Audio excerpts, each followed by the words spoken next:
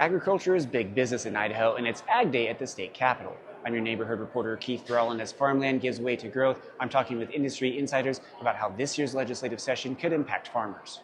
In 2026, legislators will once again face decisions that will shape Idaho's farming economy. One of the biggest issues this session is water, after lawmakers approved major funding last year.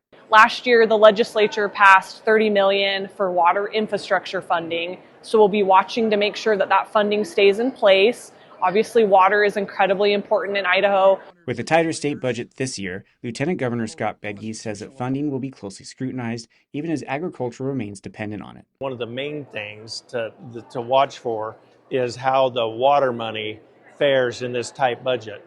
It's certainly one of the things that makes Idaho's economy work. Beyond water, growth and development are creating long-term challenges for farmers, especially in Canyon County. Each year, sugar beets from 11,500 acres in Canyon County, 1,600 acres in Ada County, plus thousands more from Oregon and Washington feed Treasure Valley processors. Access to that land is critical. So we are seeing the loss of really good farm ground, primarily in Canyon County, which is tough to see. That's particularly hard for the sugar beet industry. Samantha Parrott is the executive director of the Snake River Sugar Beet Growers Association. She says even when land is still being farmed, ownership is often already gone, with many growers leasing ground instead. That's a really common practice. So again, we don't have that long-term stability of owning the farm ground in Canyon County.